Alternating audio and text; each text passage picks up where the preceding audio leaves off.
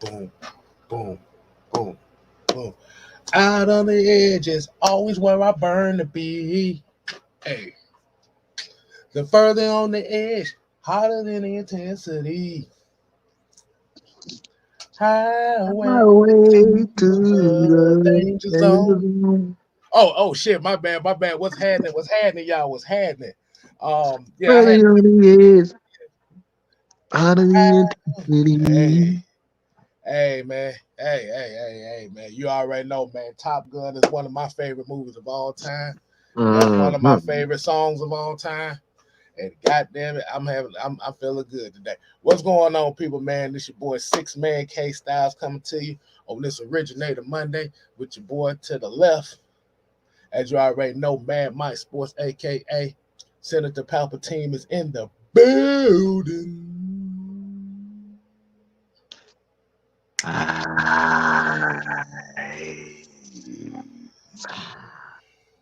Rise. Yeah, my bad, y'all, man. Like I said, man, when Kenny Logan's Danger Zone gets to play, I gotta sing it. I'm sorry, y'all. I'm sorry. Actually, I'm not sorry. You don't like that, No, Kenny? no. Not, That song is so addictive, bro. Good God Almighty. but hey, man, we appreciate y'all tuning in, man. As you already know, Mike, we already kick it off with three special words, man. What is that? The real. Yeah.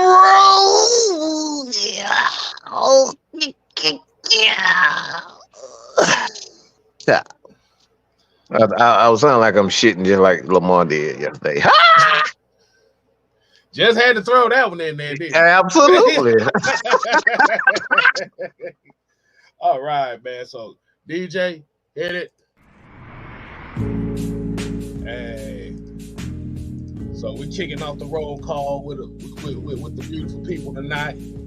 Hey man, shout out to Sherman Wood. We got Anthony White in here, Georgia, Texas boy. Auntie Pam is in the building. We got the King 83, Austin McGinty, Harvey Freeman. Hey, Wit's in the building, y'all. Jerry Bowie, Big Ant, Terry Lloyd, MVGs. We got Daniel Berry Sports Highlights. We got Blizz 818, CK Oliveira, Corey Gears 5. We got John St. Clair in the building, Tony Hall, American Eagle Jew. We got my people Sonya in the building. Got Wild Sonya. Yeah, boy. We got Oh, we Wild got Mo that West nut Jones. hugger go cars in here. You sure you want to be in here with real fans? Because I mean, Lamar Jackson ain't here, so I don't know why you even here. Oh God.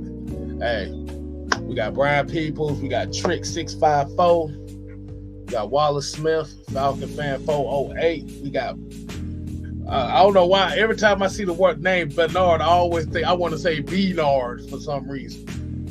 I was watching Roll Bounce the other day. And you know, Nick Cannon's character name was Bernard, but they called him Bernard. So we Beanard. got Bernard in the building. Beanard. And I guess we got somebody already in their feelings about whatever.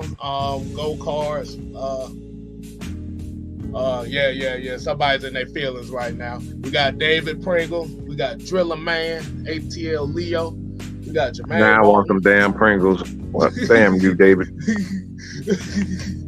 Hey man, we got Gemini Man in the building. So, hey, DJ, let's go ahead and cut the music. All right. So, we're gonna talk about the AFC NFC playoff reviews, how we thought about the games early in the show. But right now, we're gonna get straight to this Falcon stuff because, Yeah. like I said, since we already got somebody ready to cry and in bitch mode fest already. So we're gonna keep it copacetic and stick, and we're going to talk about this.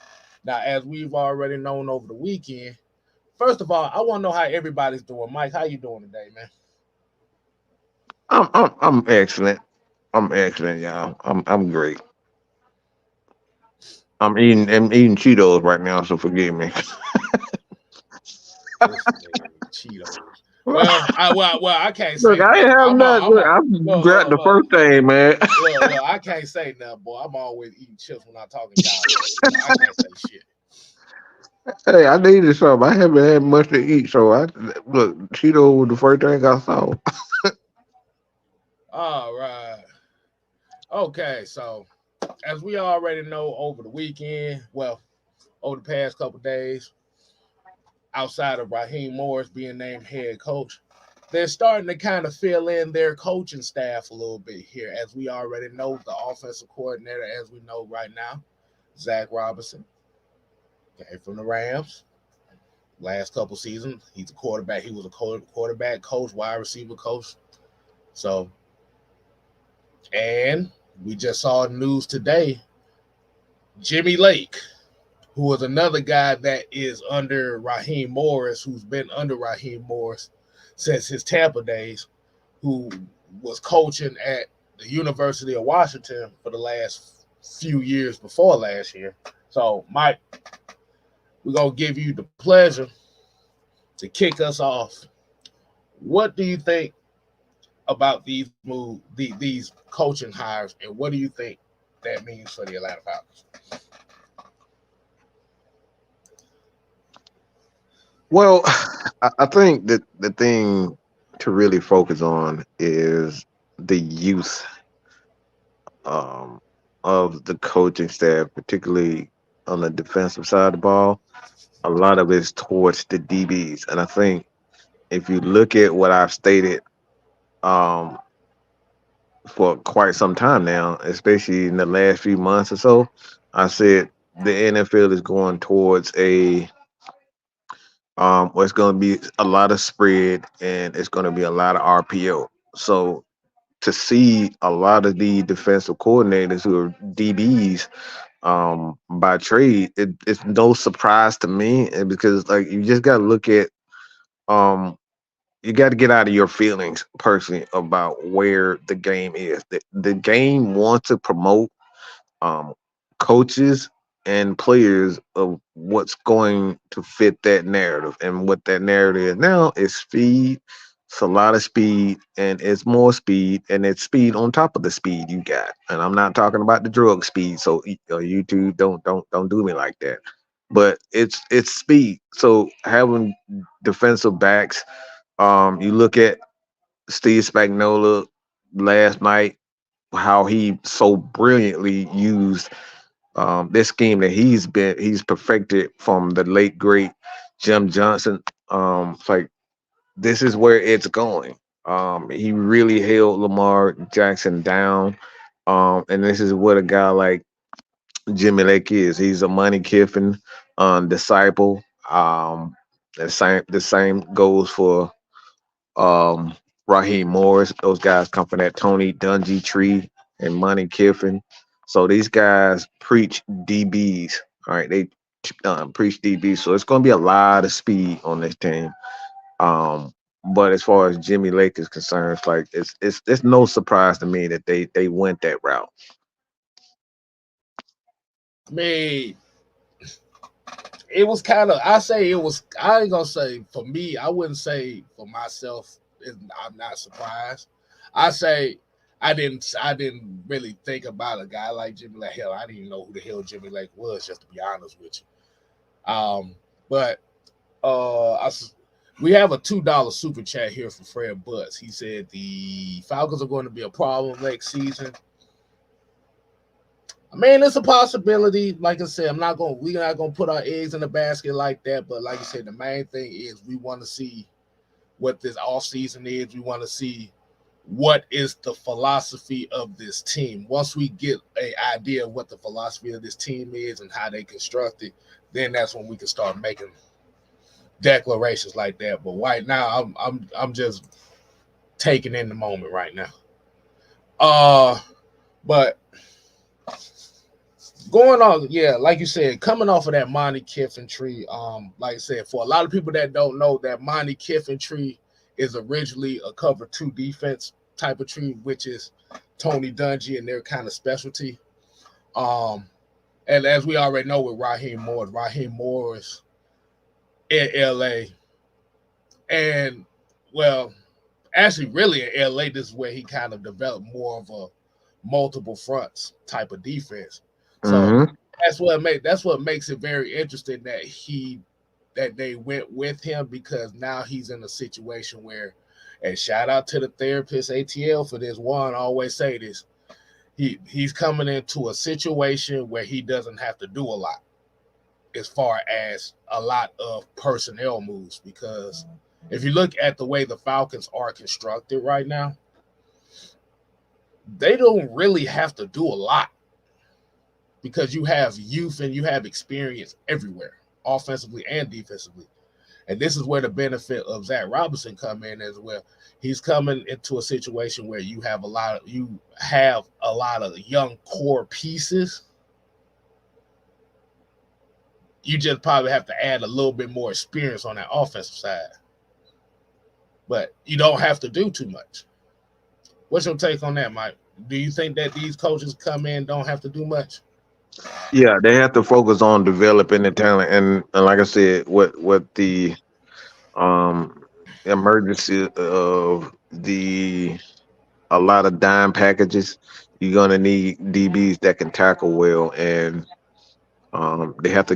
they got to get it fast. You have to learn fast. So this is another reason why I say it's like this is no surprise to me to see so many DBs, defensive coordinators or coaches that are DB coaches, safeties. He probably be a guy that probably works with the safeties. I'm assuming. No. I take that back. He actually probably a guy that works with corners a lot more because I know Raheem Morris comes from that tree where he works with a lot of safeties like Keanu O'Neal, Ricardo Allen, those types of guys. Like he helped develop those. So he's familiar with that. So it's like you kind of have to see why and where he's gonna be. So um, it's that's no surprise to me. Like I said, I say it again. It's like um, and I need to see something because I think if I'm not mistaken, um, when exactly was hold on, excuse me for a second. Wow, whip this out.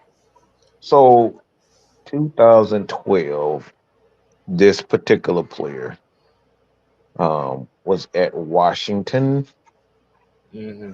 and he was at Washington. So he came to Washington. All right, so he did barely miss Desmond Trufant. Trufant was there from 2000, 2009. Because I thought so. All right, so I'm positive that he has a relationship with Trufant,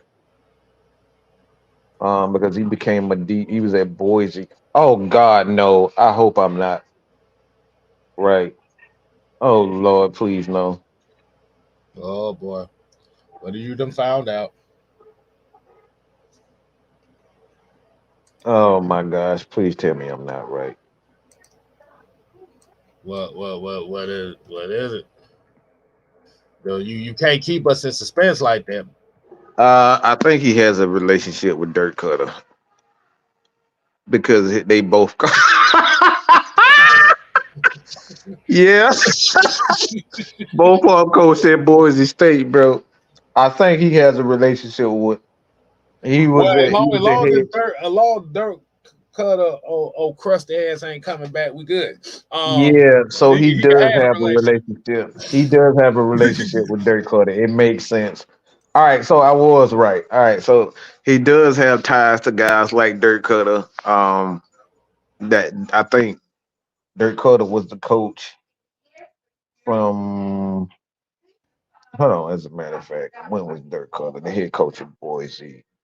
In 2000, and he went back in 22. All right, so he does have a relationship with Dirk Cutter. All right, so he was at Oh Lord. Eastern.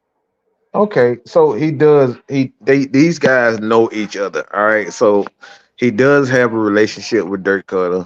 They are aware of each other, and obviously, I'm sorry. Oh, this is a mind fuck, y'all.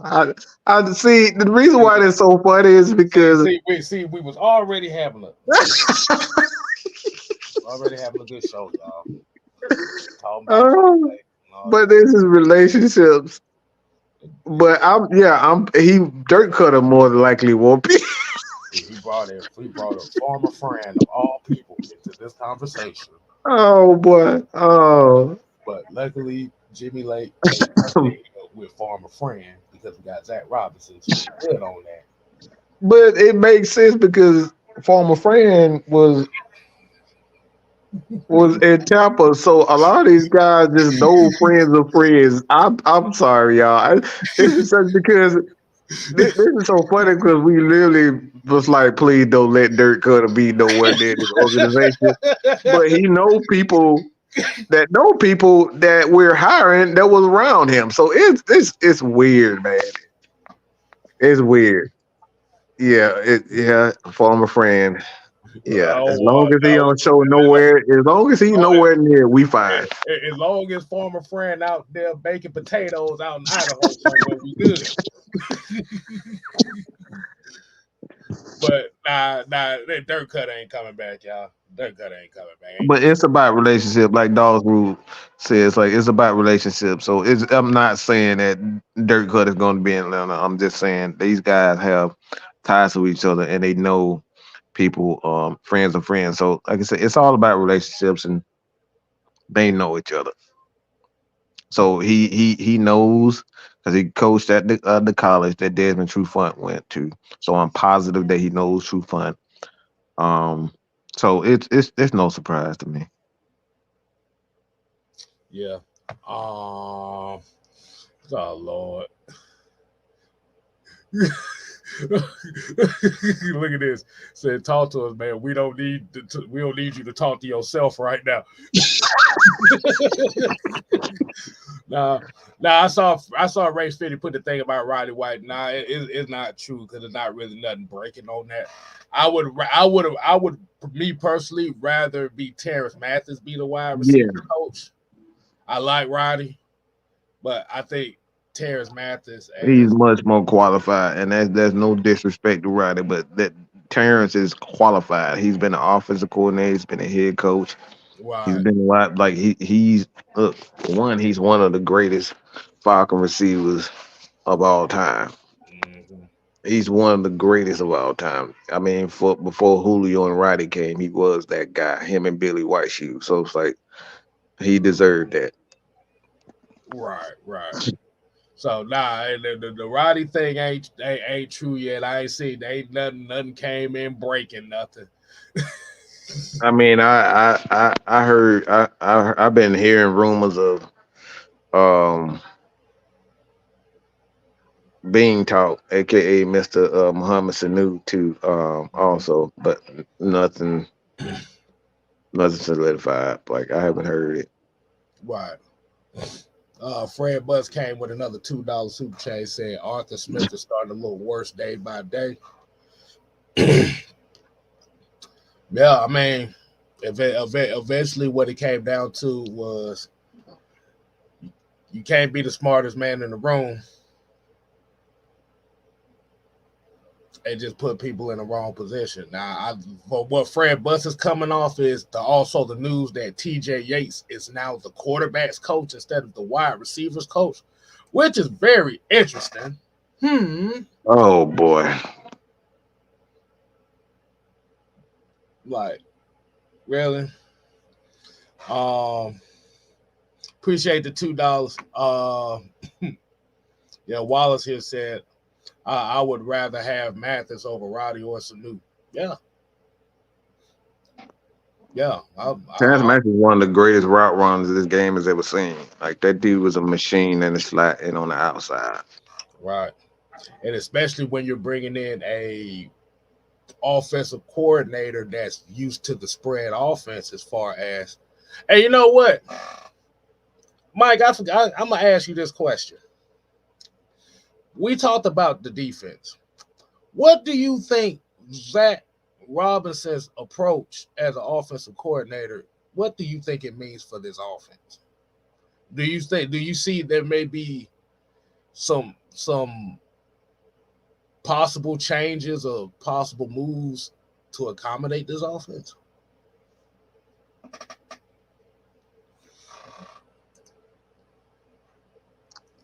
That's interesting. Huh. I would say this about that that tree is that when you look at these guys specialize in getting the ball to their wide receivers. So with that being said, um, and they do get the ball in the hands of their playmakers. Mm-hmm. One thing that I think is interesting and should be interesting is how they use Bijan Robinson, like his mama call him. We call him Bijan, but his mama said his name is Bijan. I'm not saying no Bijan. That sounds too. Never mind. I'll talk about it. It That sounds like sounds the too mustard. uppity. It, yeah, I was like, oh, Say, oh my Bijan. Yeah, drink. Keep up with your uh, pinky up. my Bijan, my Bijan mustard. Yeah, Yeah, I'm not saying it, right. but you look at how that. I think they utilize every asset of their offense, running game, especially in the passing game. Um, but you're gonna see a lot of run after the kids, a lot of yak yards in this offense. That's the thing about that Rams offense is they utilize like they utilize their athletes. And I think that's the good thing with a guy like Kyle Pitts because he needs to get the ball in his hands fast. Like he has to get it in his hand fast. So the better and I know the fans will probably agree with this too, is that the more opportunity he has to catch the ball, the less y'all gonna stop crying about how he been underutilized. Dog rules here said, well, David Ragone was the OC quarterbacks coach. If you want to say he didn't do a good job, I'm with you. Nah, that motherfucker was all god awful. Yeah, he was fucking trash. He was god awful. And this is what we talk. And this is what we talk about: putting the right people around you to make sure that things go well. And that's what Arthur Smith messed up at was he put the wrong people. He put people in the wrong positions that did Mm-hmm. him no justice. Yeah. Well, at least right now with Raheem Morris, he's doing the right thing by trying to put the right people in the right Mm-hmm. position so it can make his transition to Atlanta a lot easier. Yeah, the main one, and I saw if you guys did not see the video, I expressed my I'm gonna look at how things shake up with the offense. And the main one that I'm really kind of pissed off about is really TJ Yates. He's always been a very good quarterback. Coach, yeah. Yeah, he's been a great quarterback coach. He had an okay career. I'm not gonna say he's good, but he ran the offense, the West Coast offense, quick. He had some few games. He wasn't Ryan Fitzpatrick, but you can count on him in certain areas. Um, but like he's an incredibly smart quarterback.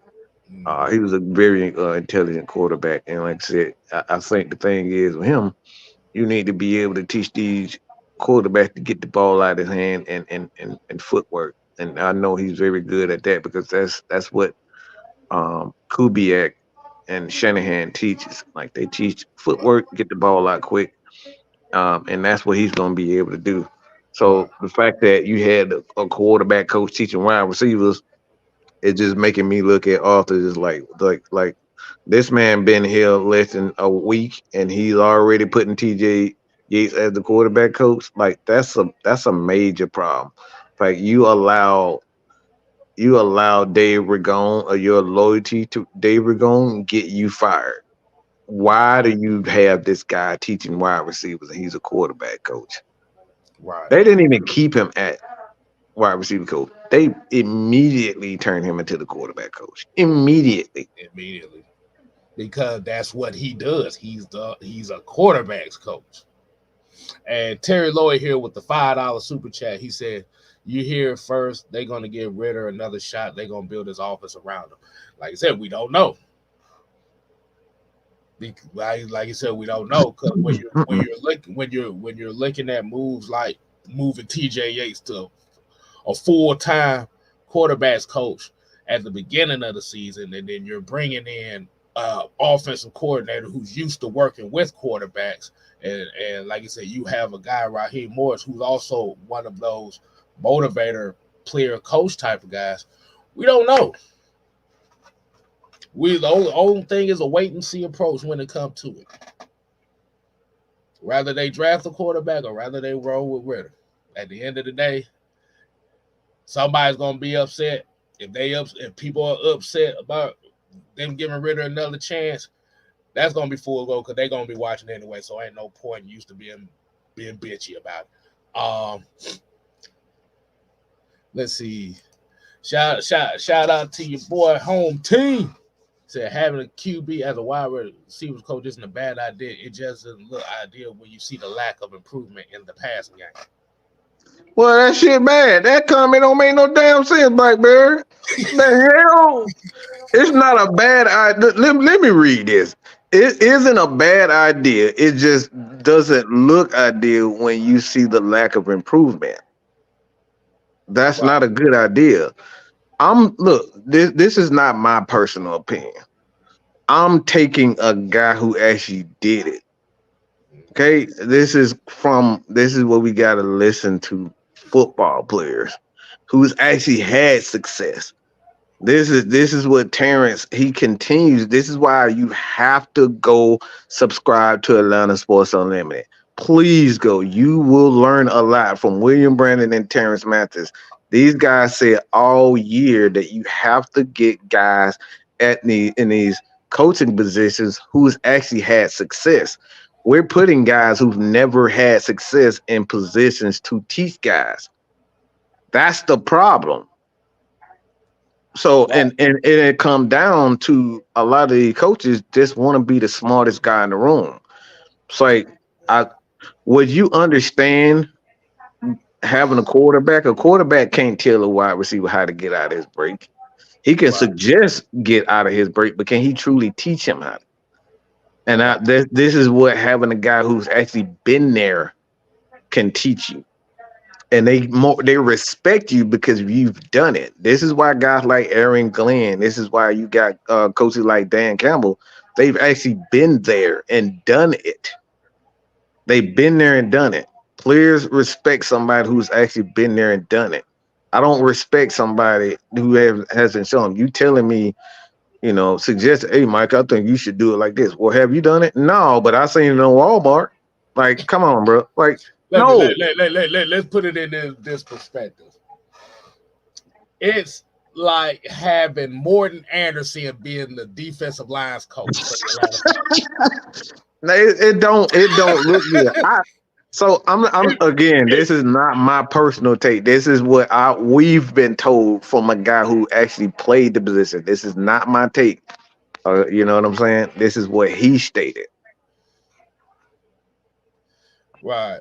But we got a couple super chats here, man. Jay Black 142 said Ritter made some awful mistakes. Peyton Manning did with 18 plus interceptions in his first full year.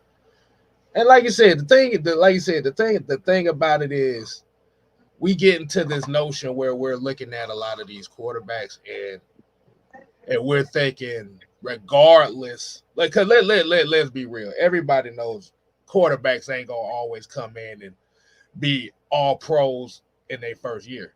Like I said, the only real example you have of that right now is CJ Stroud, and that was so far few between. But like I said, the Ritter, like I will always say this: the Ritter problem is deeper than the football field. We just gonna keep it real with that. Yeah. We got another super chat from Fred Bus. He said, "I keep telling y'all Ritter was not the problem. He was not being coached right." Yeah. So, as far as that living personnel too, mm-hmm. that is true, and that's why I say it's like when you look at the 11 personnel, I think that's the more enticing thing and he's the guy that comes up with the concepts. So Right. having a guy that understands that 11 personnel, he'll be able to fit perfectly with this team because we know a guy like I still don't know is his name Nuka or Puka? Puka Nasua. Puka Nasua. Okay, I always get it, man. I'm sorry, Man, just but call that man. Just call that man Puka. That's about the Puka. Okay, Puka. old Puka. That's his I, name. yeah, Puka. A guy like Puka. I think the thing is Arthur had the right idea, but the thing with him is that he was so focused on proving that he could pass the ball or create a passing game um with his particular style, his particular concepts, and the concept didn't mesh well with the idea that because a lot of his thing, like we were saying earlier, everybody was in the same areas. So he's not focused on spacing rather than actually get the ball in it. Like if you want to get the ball in people's hand, you gotta have space. You gotta understand space, and that's something that Arthur, like for whatever reason, him and that damn um Dave were going. I was about to say Dirk Cutter, but shit, it seemed like Dirk could have been in that damn bomb. But that's a whole nother story. But um, Okay. you look at that like that's the thing, man. You just have to worry about putting these guys in the right position. And I think that's the thing. The personnel, understand the personnel, hire somebody that's good in that particular personnel. Falcons run a lot of 11 personnel. Um, and I think that's the thing. Gotta focus on that. All right. So I got a question for you, Mike, and I got a question for everybody in the chat. Okay. So it may be looking like the Atlanta Falcons may be in the mode for a new quarterback. Am I correct? Mm-hmm. So do you think it benefits the Falcons if they're going the quarterback route? So we already know with cap savings, 9 times out of 10, Taylor Heineke is going to be out. Am I correct? Mm-hmm.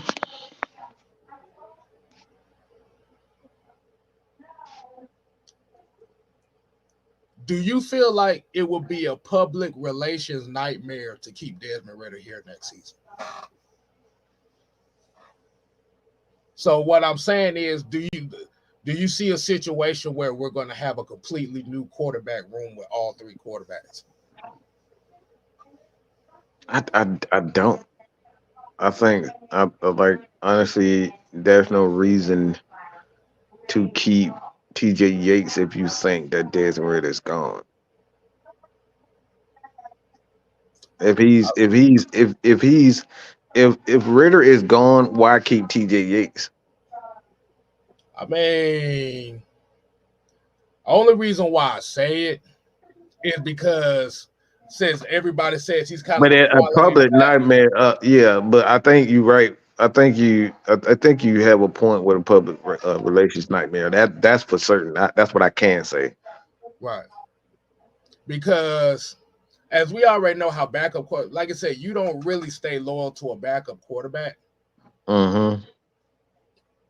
Because, like you said, if Ritter is a quality backup, you can get 2 or 3 of those in free agency. Right. And the thing about it is, with his name being here, he already has a bad taste in the mouth when it comes to the fans down here. Mm-hmm. So it will be, it will like if you're going with a new quarterback, you can't keep Dez because now it's going to have that stigma of Arthur Smith. And we already know how Mm-hmm. that you got the stigma of Arthur Smith, the stigma of, oh, they passed up on a lot of these quarterbacks. So I could see, I could, like I said, don't be surprised. I could see it happening where they're cutting both Dez and Taylor Heineke. I can see that. Yeah, I can see it. Because you don't want that stigma tied to this regime. So you might Right, want to just start over. right. So, so let me ask y'all a question. We're gonna go into the next topic. Do you see a situation? Do you see this situation playing out where they're gonna cut Taylor and Dez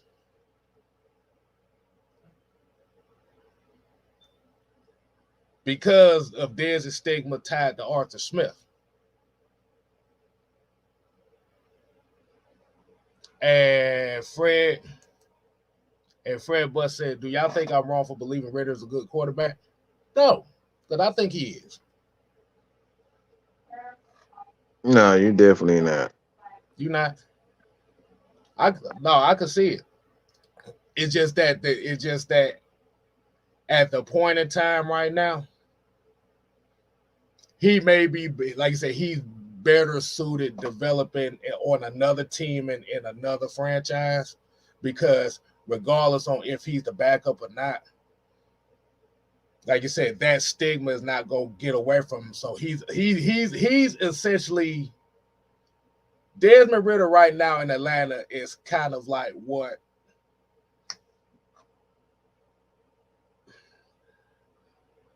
Actually, nah, the stigma for Desmond Ridder is actually worse than what Matt Ryan was down here. Yeah, it's much worse. It's much worse. So yeah, so like I said, me personally, if they go the route, I think he'd be better suited somewhere else to where he doesn't have to worry about the media aspect behind it, because boy, the media killed him before the season started. Arthur Smith didn't do him no favors, and the fans wish the worst on him.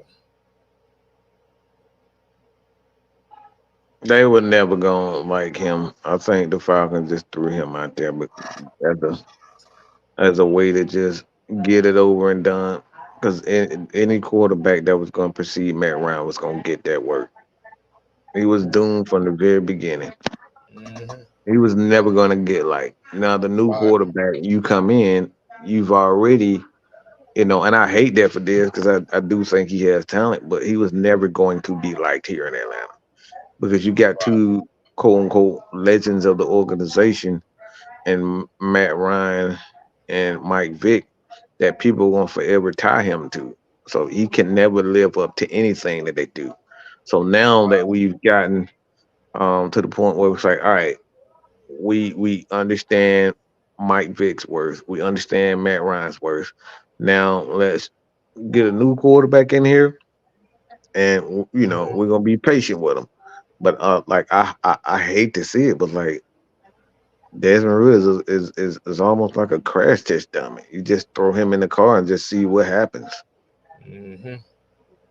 So I think because I think where it's going to come down to is he's going to have to go. He's going to have to go to a team where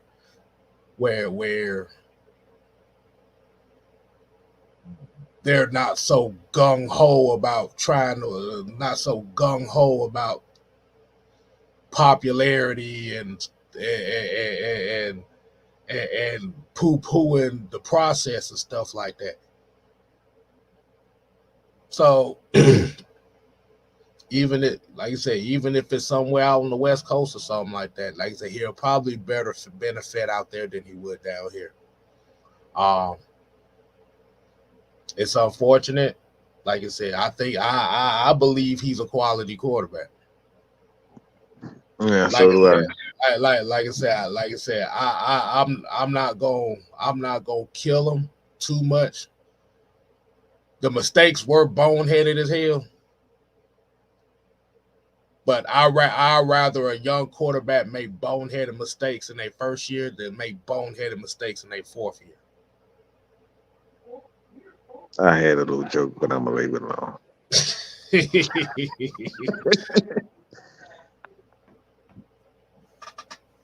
Yeah. So you can't. So like I said, hey. So just say it right here and now, man. Let me ask them one more question. This is a fun question. So if the news came out that the Falcons cut Desmond Ritter, who's throwing a who? Which one of y'all in the chat gonna throw a parade? Oh, we know that little billboard for Lamar Jackson will.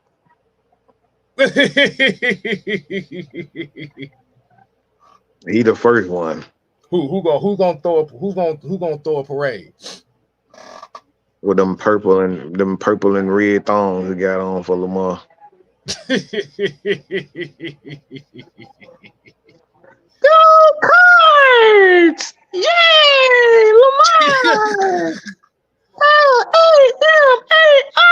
Lamar! I, I'm surprised ain't nobody answered the question. Man, they inside churning. Like, Come on, Anthony White. Y'all gotta tell the truth. Who's gonna throw a parade if Desmond Ritter is cut? Tell the truth, y'all. Don't say one thing here and then go somewhere else and say something completely different now. Hey. I mean, Leo said, buddy from Buffalo. Boy, look. Don't do that. Don't do that. Terrence Holmes with the $2 super chat said, pretty sure they said the same thing about Brett Favre. Well, Brett Favre, damn near gonna be. That man was gonna die in Atlanta if he stayed here. Yeah.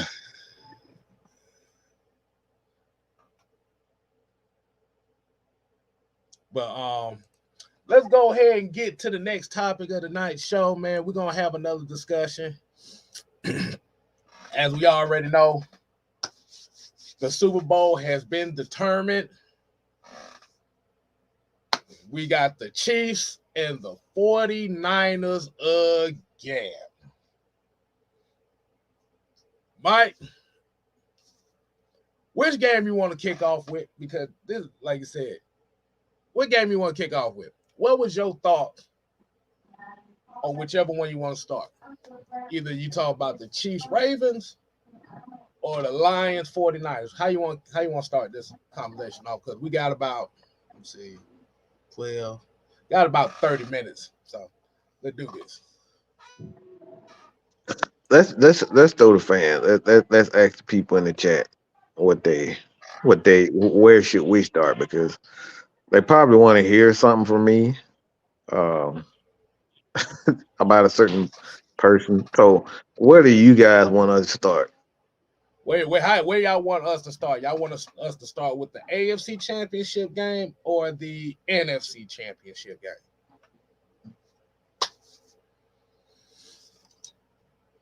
All right, 1 for AFC, 2 for NFC. Let's see what you got. Okay, I see 49ers. Terrence Holmes said, why are teams so unprepared in playoff football? I'm gonna be honest with you. Ain't that nobody's unprepared in football? Oh Lord, boy, this shit. I saw that. This thing is split, boy. Mike, where you want to go here? They split up on this one. Look, they split up. Should I just shoot the shit? Like, hold on. Well, let's get these super chats out the way. Fred right, said ahead. Lamar played worse than Ritter. God damn. Brian people said definitely not taking Dan Campbell to the casino. All right, go ahead, Mike. It's split down. I'll just hold off the theatrics. Look, let me just say something about y'all little boyfriend. Okay, so y'all got to start with the bullshit. Okay, This dude is not a fucking quarterback. I've been telling you this for months. We've been telling y'all this. Y'all called us all types of names. Y'all harassed us. And then when you did try to harass us, you didn't say we was wrong. Let me say that again. When you harassed us and then when you came on the social media, we asked you some simple questions. Like such. We asked, all right, so hasn't Des Merida had these exact same numbers? Nobody wanted to answer that question. It's like, man, how can you compare these guys? Well, look at their numbers. These numbers are damn near identical. What'd you say? He chose the Desmond Ritter route at the wrong time, huh? He told the Des Merida wrong at the absolute wrong time. Des Merida had at least 6 games with those exact same numbers, but he was called trash. Let me say that again. Des Merida, at the very least, had 6 games with those exact numbers and was called trash. And then a motherfucker hit a backflip. All right, the ball get a backflip. All right, the ball got batted in the air. He throws it, got batted in the air. He catches it, and we call him a superhero. Motherfucker, I saw offensive linemen do that same shit. Catch the ball Not a off the super, ricochet. not a superhero. Oh my God, I've never seen it. We see that shit all the time. We see a ball be batted. That ain't the first time we saw a quarterback throw it and catch it and then run. We've seen that plenty of We times. said We we, saw it we from saw Patrick Marcus. Mahomes. We saw Marcus Mariota catch his own deflection Bro, into a touchdown. he didn't throw it. Nah, What are we talking about? but hold on, we got Maurice with the Mm-hmm. $5. We're going to regret it big time. Ritter's going to shine in different offense. Arthur sabotaged Ritter from the very beginning. Arthur's concept is trash. I can't defend it. Yeah. I can't defend it. There's nothing I can say to defend it. Because like you were saying, like his coaches are staying around. Right. But here go. Carr said Ritter turned the ball on. Lamar barely does that. But God damn it, boy, them 2 that he had in this game were crucial. That's not true at all. Demar is a fumbling machine. I Yeah. think he had like I 8 think he got. fumbles. I think he got like 2. I think he got just around the same amount of turnovers. Yeah, See, yeah. the He thing, got the like thing is, the thing is, he doesn't throw a lot of interceptions, interceptions. but Yeah, he fumbles a lot too. yeah. And, He and, fumbles a and, hell of a and you lot. can actually look at the numbers. But but the thing is, what Mike is saying about this game too is this game. This was one of those.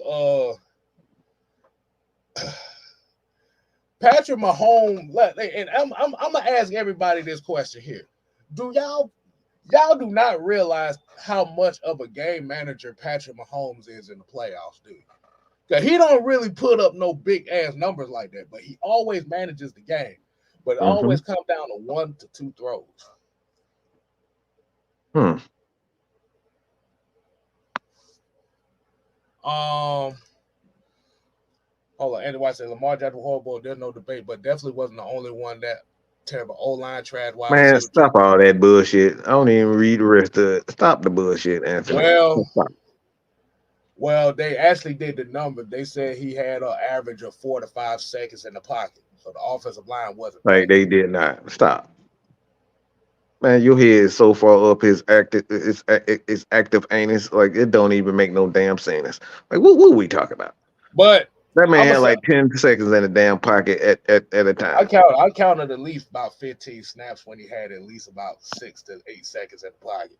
I did. But here's the thing, and this is what I'm talking about. This is what because the thing about it is why a lot of people are upset about this is because this was Baltimore's opportunity to win the game. This was actually their opportunity to win the Super Bowl because you've had the most complete team of any team in the playoffs. Yes, team, Because including special teams. special teams because you got the best one of the best special team unit in the game with Justin Tucker and Devin Duvernay, who's a good kick returner. You had Mm-hmm. one of the more historical defenses, and you had the number 1 rushing attack as well.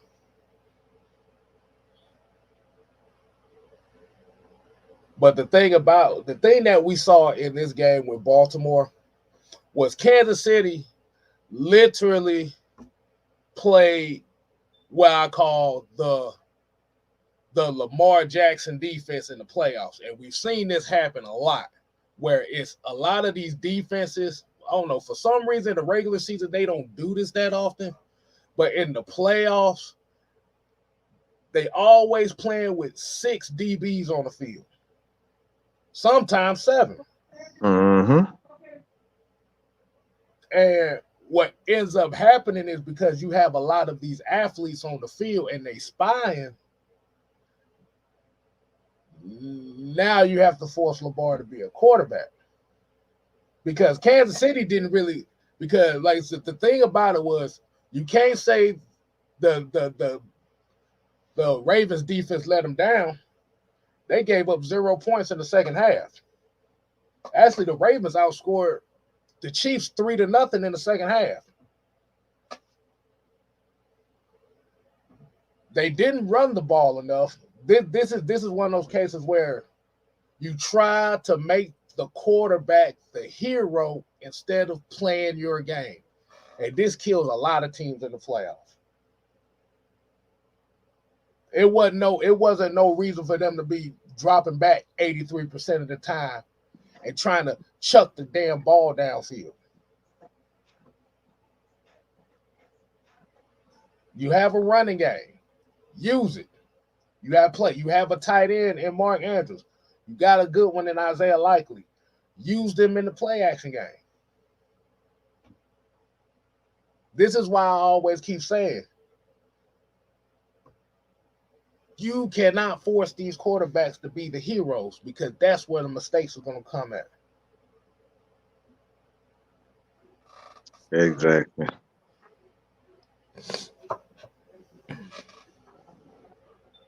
You just signed Dalvin. You just saw Dalvin Cook for the simple purpose of you was going to run in the playoffs, and you didn't run at all.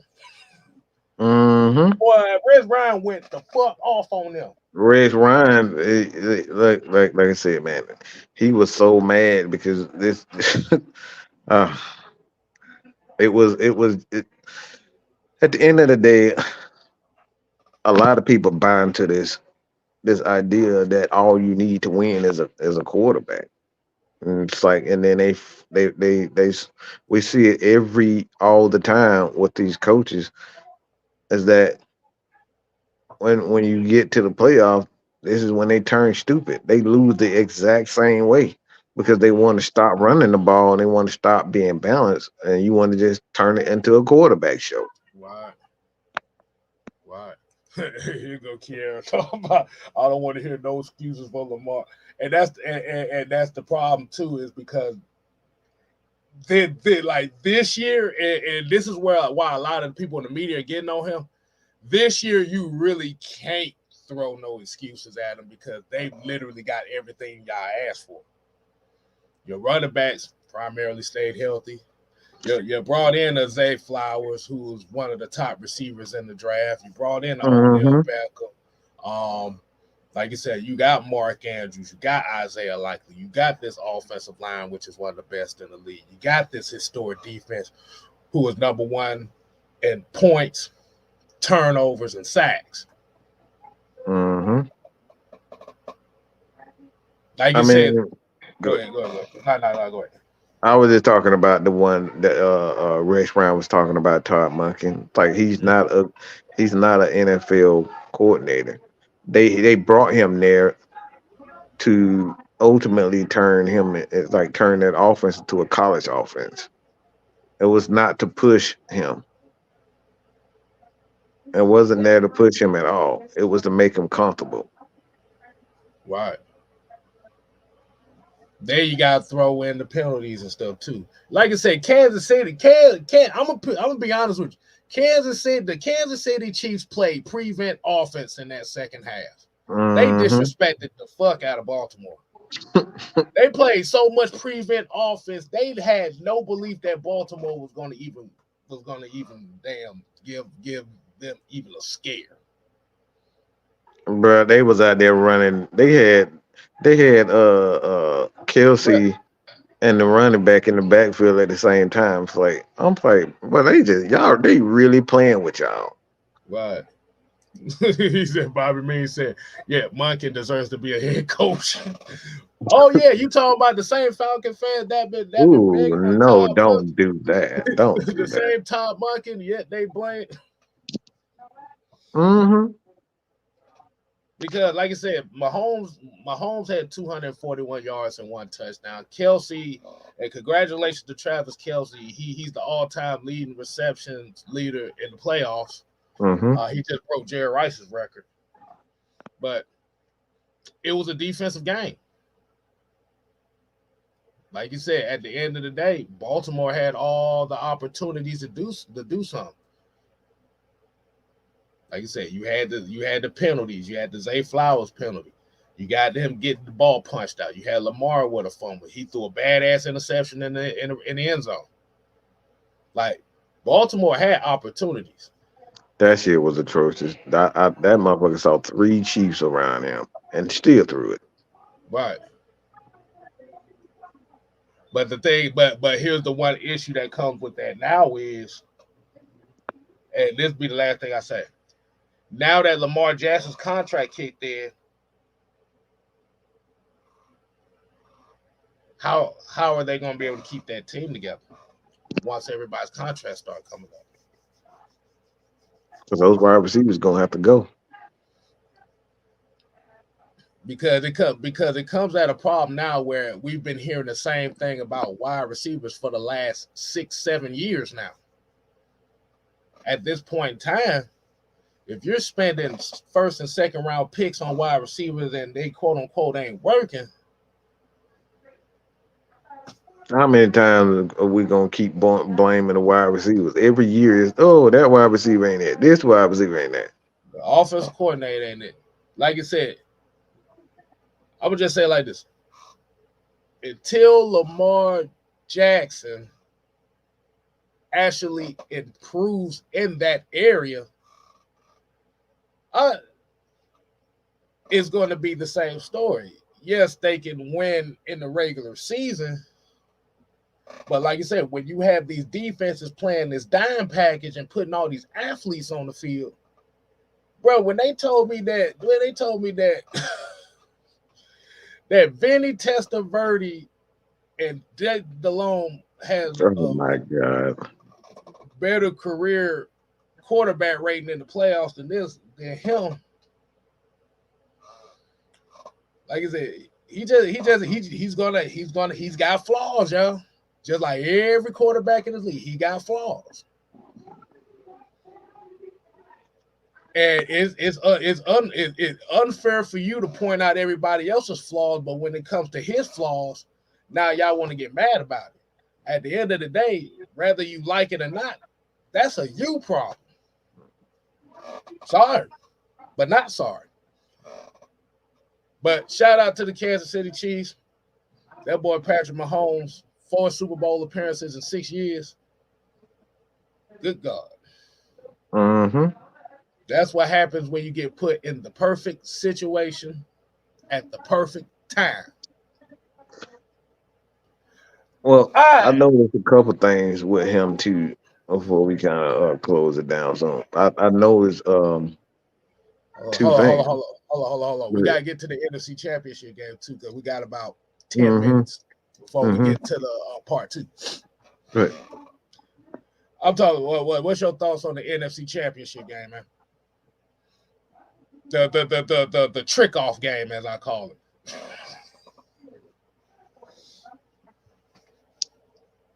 How can I say this delicately? Um, it just showed the inexperience from an offensive coordinator standpoint. Um, this is what we mean by it's like you can't start labeling these guys geniuses until you see how they perform um in high pressure situations. Just because you put up numbers all season and then you get to the playoffs and say, "Oh, it was just one game." No, We not doing that, kid. Terry with the final, he said Stetson better look better than that No, offense. he didn't. I'm not even. I don't even like Lamar like that. But this is such a lie. All right, Stetson Bennett. I saw his motherfucker complete 11 passes in the game and still won by 20. Okay, so we're not doing this to Lamar. All right, we not we not doing that. All right, Stetson he's bad. He's awful. Um, but you gotta stop. You gotta stop with this. We gotta stop labeling these coaches gurus before they had the opportunity to make the necessary adjustments. We don't know what he is. That's all that was. Like I saw there was a complete lack of um control or change and adjustments in that game. He did what every other coach does, offensive coordinator. I don't know what's up with these offensive coordinators, but they had the same fucking issue all the time. They get there being balanced, and then when they get to the playoffs in crucial situation, they want to throw the ball 50 times. I just don't get it. I really have no clue what's the fucking problem outside of ego. Once again, and we go to this game as well. This is what happens when you try to force the quarterback to be the hero. You was up 24-7 running the ball, being balanced. San Fran couldn't stop the run for shit. But as what Drew would say, it's always 3 to 4 plays that's going to kill you. And by him not going for that first field goal when he didn't have to do it, and they didn't get it, those are what we call momentum plays. And when you're going against a team that's experienced in that environment and in that type of game, you give them 1 ounce of momentum, they going to ride with it. Then what ended up happening? The wide receiver started dropping passes. Jahmyr Gibbs started fumbling the ball. He went for it again on 4th down and didn't get it. And that, like you said, that right there is what that ain't gonna do it, man. You cannot put yourself in a situation like that where now you're trying to force a narrative to win a football game, and it's hard as hell to even get back in that situation. Because the thing about this Detroit Lions team, a lot of these contracts is coming up soon. Oh yeah, a lot of contracts coming up soon. Most of these guys are on 1 year, 2 year deals.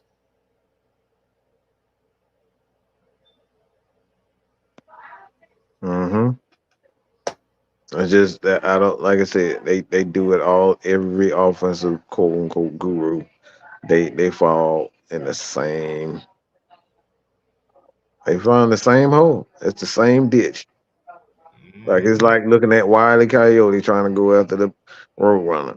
He fall for the same shit every time. Fall right off the cliff and go straight to the ground. Every time. Every time. Every time. Now, Brock Purdy is the youngest quarterback to start in a Super Bowl in NFL history. Not bad for Mr. Irrelevant, right? That was the last pick in the draft.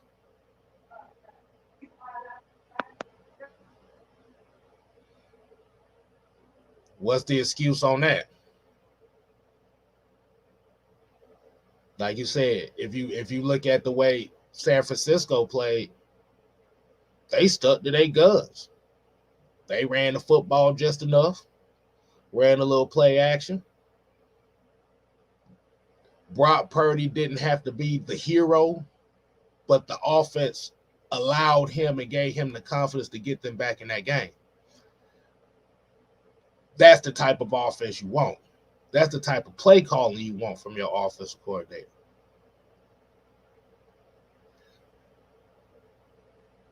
That's what a football team is. And as some of us as football fans, we are so hell bent to say that the quarterback position is the only position that matters. But we forget that all other players on that field play a big part in winning these games too.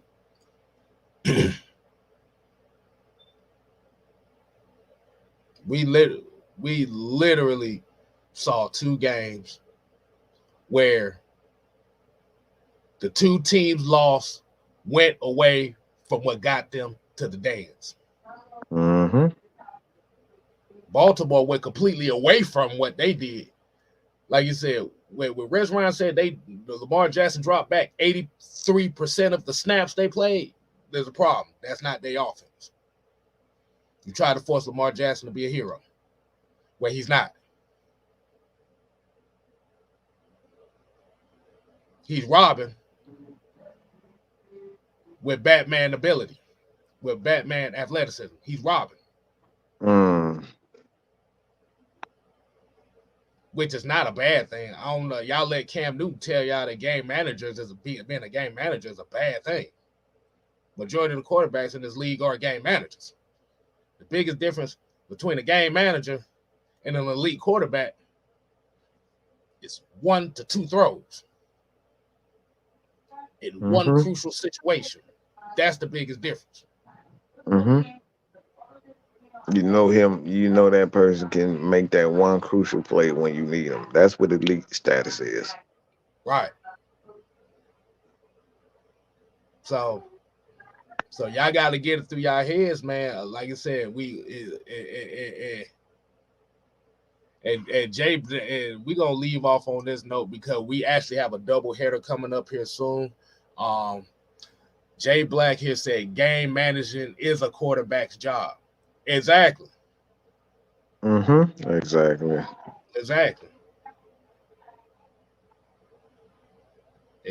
You have to manage the game. If you can't manage the game, you gonna be out here looking like what was that motherfucker quarterback? That was absolutely god awful. Y'all gonna be looking like Nathan Peterman out here. Oh my God. Elijah Crawford said Lamar played like shit. And the criticism that he's getting is going to be well-deserved because there's no excuse for him. They blamed the OC last year. They brought in a new one. The same shit happened. Your defense played good. Your defense didn't give up no points. Offense didn't produce shit. You can give every other quarterback in this league the smoke. But when it comes to Lamar Jackson, y'all get mad if somebody point out his flaws. You can point out Desmond Ritter's flaws. You can point out Josh Allen's flaws. You can point out Dak Prescott's flaws. You can point out Jalen Hurts' flaws. But when it comes to pointing out Lamar Jackson's flaws, that's where y'all got the most problem at. And that is the issue on why you did it to yourself. So until next time, people, we ain't here to play. Oh no. We here to stay. Oh yeah, dig it. You ain't got to go home. But you gotta come over to Mad Mike Network and get some of this Royal Rumble review, baby. Dig it. We doing 2024 Royal Rumble review on Mad Mike Network here in about 5 more minutes. Patrick Mahomes just established that he is the only elite quarterback in this league. Dig it. Deuces.